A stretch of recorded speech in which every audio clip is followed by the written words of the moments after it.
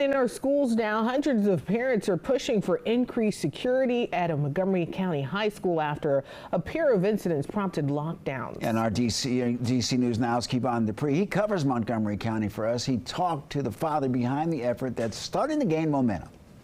Incidents at or near Bethesda Chevy Chase High School have led to lockdowns at the school twice within a week's time. It's been a big concern for a lot of people, including one father who's calling for improved security sooner rather than later. An off-campus fight that came with gunfire led to a lockdown at Bethesda Chevy Chase High School last week. Then on Tuesday, another lockdown after a student brought an airsoft gun into the building.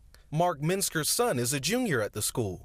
Minsker started a petition pushing for Montgomery County Public Schools to get metal detectors at all middle and high schools. As of Thursday afternoon, it had more than 350 signatures. I work at Jackson Reed High School in Washington, D.C., and as you may know, in Washington, D.C., we've had metal detectors in place in schools for at least the last 15 years. So I understand how they're used, the value of those. Montgomery County Executive Mark Elrich says the use of metal detectors has been a frequent part of recent conversations regarding school safety. They are not cheap.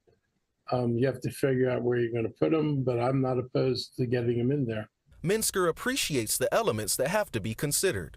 Ultimately, he thinks metal detectors will help address some concerns when it comes to weapons on school campuses. I understand that it's a long process, that they have to do a review. I think that they probably owe it to families and stakeholders to speed that up as much as possible.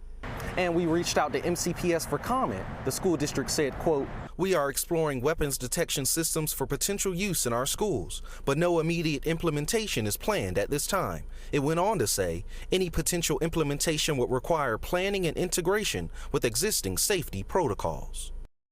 Reporting in Bethesda, I'm Kevon Dupree, DC News Now.